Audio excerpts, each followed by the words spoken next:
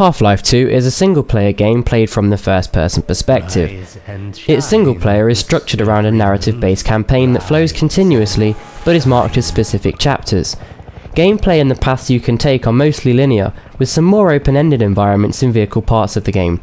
There are usually many different ways to dispatch your enemies though, ranging from using different weapons, to taking them out one by one, or going in guns blazing and taking on the Horde. You also switch from fighting alone to fighting alongside a variety of different NPCs multiple times in the game. There are some less core parts of the game which also allow you to play differently, such as close to the start of the game when a civil protection officer asks you to pick up a can he's just knocked over. Example, you can be submissive and put it in the bin, you can be defiant and throw it at him, or you can be super defiant epic cheat mode and blast him! Either way, the result is the same. The multiplayer places you and your enemies in a map for a deathmatch, which is in a free-for-all style, team deathmatch, or capture the flag, which is also team-based. The maps themselves vary from medium to large in size, and offer many different routes to certain locations. Certain powerful weapon pickups and items are placed in hotspot locations to keep the combat intense and focused around getting that item to give you the edge. In terms of narrative structure, the narrative is pretty linear, with some multi-stranded elements inside. It also uses cliffhangers to great effect, and often delivers plot points to the story via other characters talking to yours. Your character does not speak in the game, and therefore there are some elements of the narrative that allow a lot of player interpretation into, for example, how that certain event occurred, such as the appearance of the antlion swarm that occupies the beachhead of Nova Prospect. Half-Life 2's game setting is structured around a near-future world with sci-fi elements that employ an oppressive leader. The game's setting holds many similarities to George Orwell's 1984, such as the monitors that can be seen at every turn, which spout propaganda at the citizens of City 17 to comfort them, where really it is brainwashing them. There are also really controlled elements of the population, such as the way the citizens must queue up for a machine to give them packets of food. The citizens are urged to join the Combine forces and reap the benefits, and at some point near the start of the game where oppression is strongest, you hear a citizen remark that she is willing to join the Combine just to get a decent meal. I don't know about you, but I'm ready to join civil protection just to get a decent meal.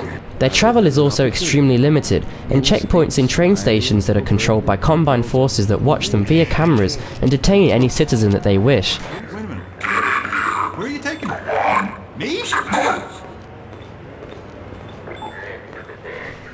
Goals and objectives in Half-Life 2 aren't set through a user interface or a pop-up menu that tells you what you've got to do and where you've got to go. Goals are set to you by other characters, and it's made quite clear from the get-go what the outcome will be through doing it, such as killing person A and saving the world. You are rewarded with new weapons and items as you prove to the game that you are actually worthy to have them. For example, killing an enemy wielding a weapon that's better than yours, and then picking it up after he's dead. In Half-Life 2, the difficulty is adjustable at any point during the game through the options menu, and you also get a chance to set it before you start a new game. It goes through the ranks of easy, normal and hard, which a lot of games seem to take on as a code of convention. The difficulty is measured on effectiveness of your weapons, i.e. how much damage they do, how much health your enemies have, how accurate they are with their weapons, and how long it takes for you to die. It also is controlled by making objectives of the game, such as having to hold out an area, last much longer and send more enemies at you at any one time. There are 4 or 5 core mechanics in Half-Life 2, and these are melee and ranged combat, physics-based puzzles, level progression, NPC interaction, and vehicle modes. And you'll always find yourself doing at least one of them. Valve have intelligently designed the game so that you don't find yourself getting bored of just one mechanic. For example, they may break up a long combat section of the game with a physics-based puzzle, which is then followed by some character interaction. Then you may have moved on to some varied mode of transport with vehicles, which you also find yourself using to progress through the level. Once you've accustomed yourself to the vehicle, Valve then may throw some combat at you. The constantly mixed up mechanics make for some very interesting and fun gameplay styles. Before recently, there wasn't many factors that kept Half-Life 2 or its surrounding multiplayer a very addictive game, apart from the compelling, deep and interesting storyline that keeps you wanting to play.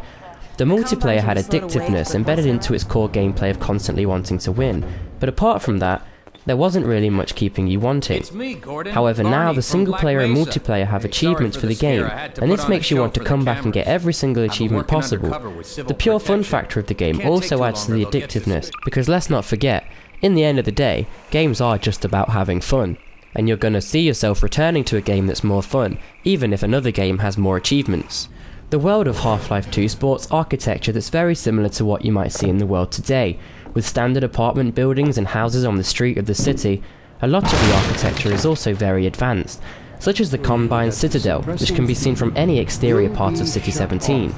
There are also parts of the world that were previously normal in terms of visual style, but have now been intersected with more advanced technology, such as doors which have been cut off from the general public by Combine putting their identity locks on the doors, which only open to people with certain access.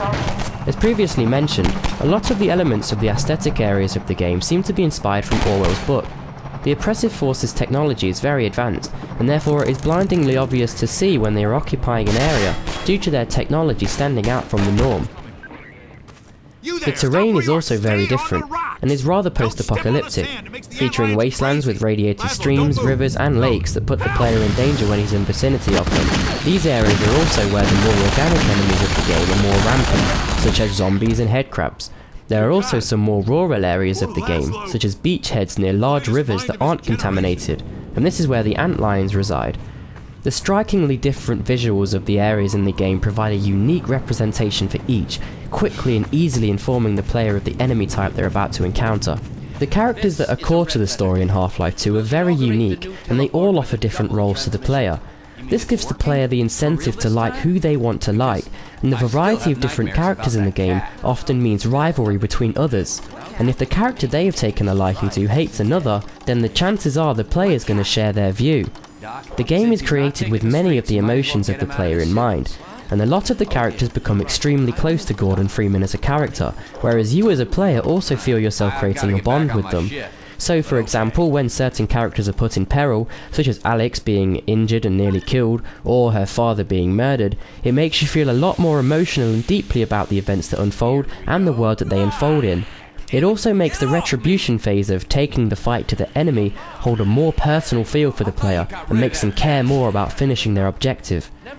The NPCs are fairly similar from one another, and there aren't really that many differences between each one, such as every zombie acts, sounds and looks like every other zombie. This is probably due to the lack of a need for the player to get further involved with these characters, as they are just the obstacles in the way of their final objective, where the story can progress with the more important characters. There are many feedback interfaces in the game that tell the player that he's done something, whether it's right or wrong. One of the first and the most effective that comes to mind is when you dispatch an enemy. Killing an enemy in Half-Life 2 always provides you with a way to know that you've indeed made it deceased. The Combine soldiers, for example, have a radio that produces a code from the operator on the other end, which informs the player that they are dead, and it also follows with a flatlining sound, which is a good example of semiotics. Zombies and headcrabs both provide a disturbing breathless gargle when they die, which makes it very obvious that they are in fact dead. The user interface itself also provides many different ways to give you feedback to an interaction within it, such as when you scroll through your weapons with the number keys or the mouse scroll, it provides a small electronic sound which tells you that you've successfully selected a new weapon. Also, when in the game world, upon interacting either successfully or not with certain elements, you gain a sound which tells you it's been successful or not, respectively. The first-person perspective is constant throughout Half-Life 2 from beginning to end. This is an extremely useful tool that the developers use to create an incredibly immersive experience for the player. By doing this, you're never taken out of the experience and are never removed from Gordon's body. Even the most incredibly cinematic scenes are all experienced from the first-person view.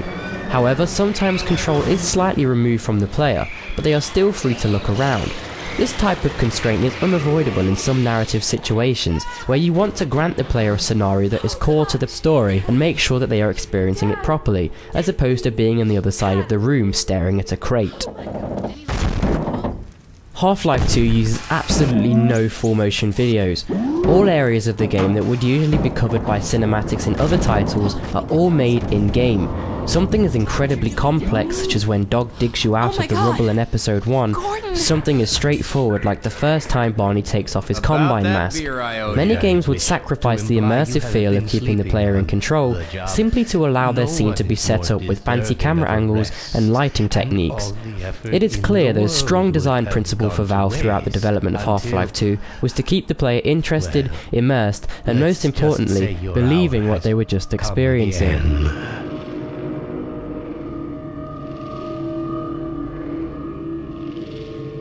The right man in the wrong place can make all the difference in the world.